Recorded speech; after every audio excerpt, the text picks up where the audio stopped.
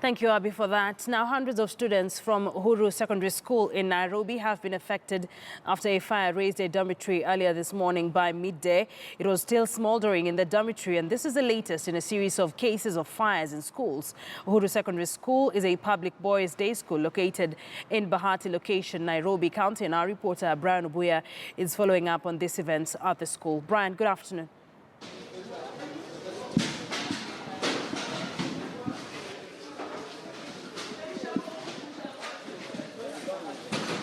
Well, now, 3 hours ago, Akisa, Uhuru Secondary School became the latest school among the over 40 schools that have been victims of the current spate of school fires we have experienced in the country.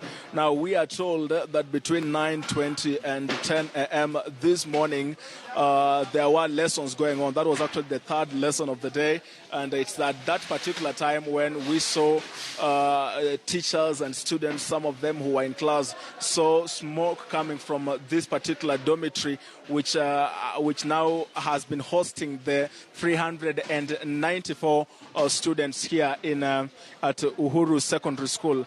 It is at that particular time when a lot of efforts were made to try and put out the fire. And what remained is what you currently see on your screen, Akisa.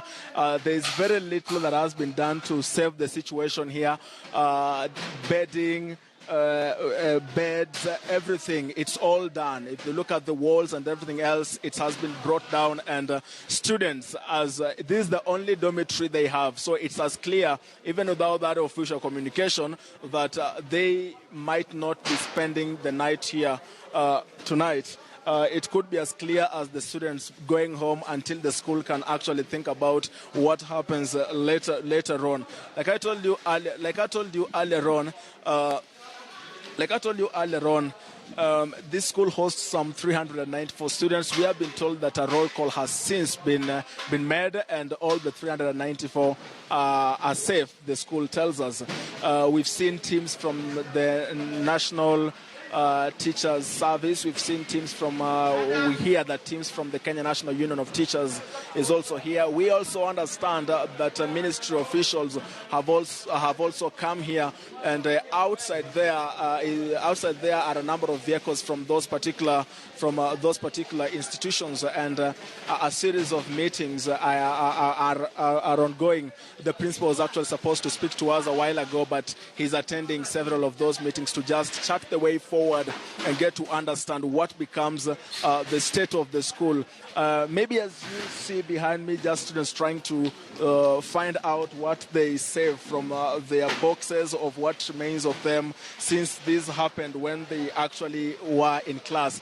It's still a very dangerous place to actually play because there is smoke still coming from this place. The metals here are hot, and casualties could just as well be reported, or other injuries of this exercise the students are undertaking right now. Akisa, to just give you a clear background of what we are talking about. We are talking about over 40 schools that have gone down in flames this term. We are talking about a number of students. Just the other day, some 60 others were arrested in connection to the school fires we are experiencing in the country. And this is coming just days to the National Examination Council, to the national examinations, which the National Examination Council has said will go on despite what we are seeing.